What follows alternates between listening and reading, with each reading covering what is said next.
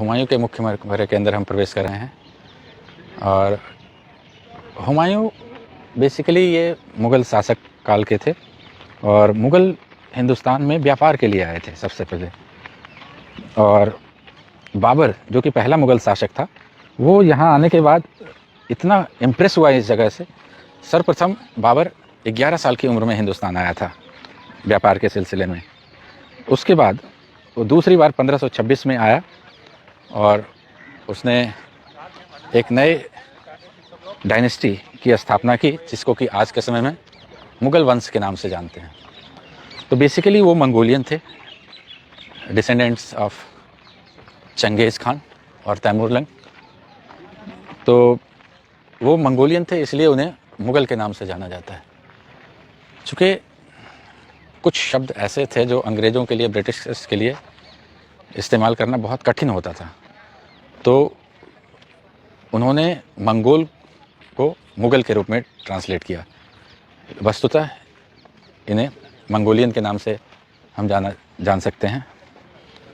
तो चूँकि उन्होंने मंगोल से मुग़ल कर दिया, पहला बाबर, उसके बाद हुमायूं, उसके बाद Jahangir, Shahjahan, Aurangzeb, Mohammad Shah, Farrukhsiyar, Shah Alam first, Shah Alam second, Bahadur Shah Zafar was the last Mughal emperor.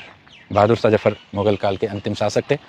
अगर आप यहाँ से देखें तो कितनी खूबसूरत नज़ारा इसका दिखाई देता है, बहुत ही बढ़िया।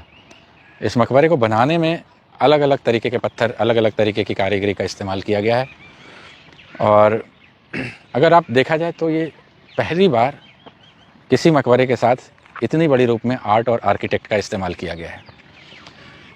इस्लाम धर्म के अनुसार अगर आपकी मृत्यु होती है तो आप उसके साथ कोई भी डेकोरेशन नहीं कर सकते हैं, लेकिन चूँकि उनकी पत्नी हाजी हमीदा बानो बेगम, जो कि एक हाजी फैमिली से नाता रखती थी, उन्होंने पूरे कॉन्सेप्ट को बदल दिया।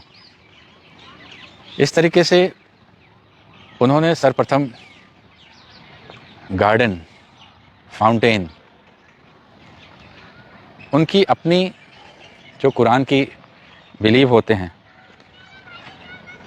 8 साइड्स, स्वर्ग की परिकल्पना के अनुसार हर चीज़ों को उसने यहाँ पे बनाने की कोशिश की, उद्धृत करने की कोशिश की।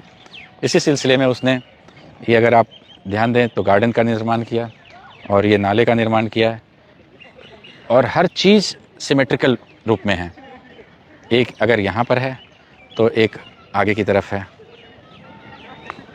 और इसकी आर्किटेक्ट जो है, इसमें हर एक तरफ 4 बगीचे हैं, जैसा कि आप देख सकते हैं, 1 2 3 4, 1 2 3 4। तो एक साइड 4, दूसरी साइड 4, तीसरी साइड 4, चौथी साइड 4। सो इस तरीके से कुल मिलाकर 16 गार्डन हैं, 16 बगीचे हैं। और 16 गणित के हिसाब से 4 स्क्वायर, 4 का स्क्वायर माना जाता है। अगर आप 4 को 4 इंटू 4 करें तो 16 आता है। तो 4 स्क्वायर गार्डन, इसलिए बट 4 स्क्वायर पर्शियन भाषा में इन्हें चाहर कहा जाता है, इसलिए इस आर्किटेक्ट का नाम चाहर बाग आर्किटेक्ट पड़ा है। और ये पहली बार किसी भी मकबरे के साथ इस्तेमाल किया गया है। 4 बाग, हर एक तरफ फाउंटेन और बगीचे हैं। बाद में और भी बगीचे का निर्माण किया गया, जिसको कि आप उस तरफ देख सकते हैं पीछे की तरफ से। तो इस प्रकार से अभी प्रेजेंट सिनेरियो में टोटल इसके अंदर टोटल 32 गार्डन हैं, 32 बगीचे हैं, छोटे छोटे पार्ट करके, और सभी एक दूसरे से वाटर चैनल से इंटरकनेक्टेड हैं। तो अगर आप यहाँ से देखें तो ये मकबरा मुख्यतः सेंटर पॉइंट पे है। इसको बनाने में जो भी पत्थर इस्तेमाल किए गए वो यमुना नदी से लाए गए थे, क्योंकि उस समय ट्रांसपोर्ट की इतनी ज़्यादा व्यवस्था थी नहीं, और यही वजह है कि उन्होंने इस जगह का चयन नदी के किनारे किया, क्योंकि ट्रांसपोर्टेशन में उन्हें सुविधा हो। और इस जगह में आने के बाद इस जगह के लिए 4 दरवाजे हैं, हर एक दिशा की तरफ। जैसा कि आप उधर की तरफ देखेंगे, एक दरवाज़ा उधर की तरफ है जो कि अभी मुख्य द्वार है, जिससे सभी पर्यटक अंदर आते हैं और बाहर जाते हैं। तीसरा द्वार इस तरफ है, ये देखें तीसरा द्वार, और चौथा द्वार ठीक इसके पीछे की तरफ है। तो इस तरीके से 4 दरवाजे इस मकबरे के अंदर हैं, और इन 4 दरवाज़ों का मतलब ये होता है कि आप किसी भी दिशा से आप अंदर आ सकते हैं। You are most welcome from any direction. चूँकि इस्लाम में मकबरे का इस्तेमाल पूजा घर के लिए भी किया गया, नमाज़ पढ़ने के लिए भी किया गया, यही वजह है कि इसके अंदर बहुत चौड़े चौड़े चबूतरे बनाए गए। और शुरुआती दौर में कई ऐसे प्रमाण मिलते हैं कि अगर फैमिली में किसी की मृत्यु हो जाती थी तो घर के अंदर भी दफना देते थे। लेकिन ये पहली बार बड़े स्तर पे लार्ज स्टाइल डिज़ाइन, पहली बार आर्ट आर्किटेक्ट का इस्तेमाल इस जगह पे किया गया है। इस चबूतरे की लंबाई, टोटल एरिया इसका 1200 स्क्वायर मीटर है, 1200 square metres, 40 metres by 30 metres. अब अगर आप इस चबूतरे को ध्यान से देखेंगे तो बाहर से तो ये एक चबूतरा नुमा लगता है, लेकिन इस चबूतरे के अंदर अगर आप हर एक कॉलम को ध्यान से देखें तो अभी जो दरवाजे नज़र आ रहे हैं बेसिकली पुराने समय में ये खुले हुए थे। इस साइड से उस साइड बिल्कुल साफ दिखाई देता था, उधर से इधर आप आ सकते हैं, जा सकते हैं। 100 से ज़्यादा कब्रगाहें हैं इसके अंदर। ये सारी कब्रगाहें हैं। जब से इस जगह को वर्ल्ड हेरिटेज के रूप में परिवर्तित कर दिया गया, तब से यहाँ सभी एरिया को, सभी खुले स्थान पे ताले जड़ दिए गए, दरवाजे बना दिए गए। जैसा कि मैं मुख्य दरवाजे के बारे में बातचीत कर रहा था, तो अगर आप इस तरफ के दरवाजे को देखें तो ये टूटे हुए हैं, क्योंकि 1857 में, जिसको कि हिंदुस्तान की आज़ादी के इतिहास में पहली लड़ाई के नाम से जानी जाती है, और अंग्रेज़ इसे इंडियन म्यूटिनी के नाम से बताते हैं।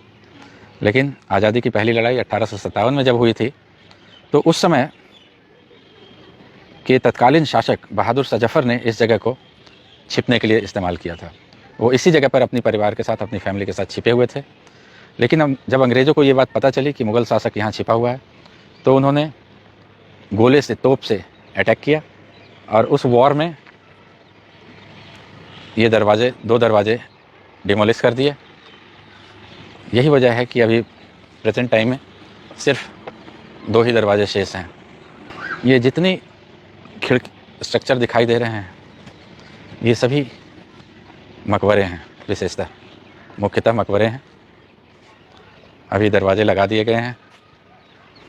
ये अंदर जाने के रास्ते थे, इस साइड से उस साइड, हर तरफ से अंदर से खुला हुआ था। और इसी वजह से इस जगह को सिर्फ हुमायूं के मकबरे के नाम से ही नहीं, बल्कि मुग़लों की डॉर्मेट्री के नाम से भी जाना जाता है। हर तरफ देखेंगे आप ये कब्रगाहों का, जिनको कि मज़ार भी बोलते हैं उर्दू शब्द में, और आप मज़ार बोल लें या कब्रगाह बोल लें, क्योंकि बेसिकली मज़ार शब्दों का इस्तेमाल ज़्यादातर सूफ़ी संतों के कब्रगाह के लिए इस्तेमाल किया जाता है। जो सूफ़ी संत लोगों को दफनाया जाता है, उन जगहों को मज़ार कहते हैं। बाकी सभी जगहों को कब्रगाह के नाम से जाना जाता है। तो अब हम ऊपर की तरफ चलेंगे, और वहाँ से बहुत ही भव्य नज़ारा आपको इस गार्डन का दिखाई देगा। वही एक जगह है जहाँ से कि आप रियल में यहाँ के आर्किटेक्ट का अवलोकन कर सकते हैं। आइए अब हम आगे की तरफ प्रस्थान करते हैं, लेकिन थोड़ा संभल के। पुरानी सीढ़ियाँ हैं, कुछ ज़्यादा ऊंचे हैं, कुछ कम ऊंचे हैं।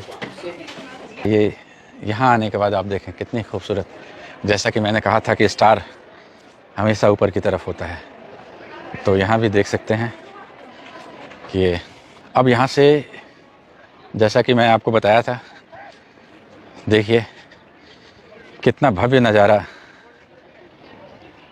जो डिज़ाइन है गार्डन्स की, आप देखें। ये सामने मुख्य द्वार है, जिसके बारे में मैंने बताया था कि ये सिर्फ 2 ही द्वार रिमेन है आज के समय में, तत्कालीन समय में, जिससे कि पब्लिक अंदर आ सकती है, जा सकती है। एक दरवाजे से वेस्टर्न गेट है। इसके अलावा 2 दरवाजे जो अंग्रेज़ों ने तोड़ दिए, एक उत्तर की तरफ और दूसरा पूरब की तरफ।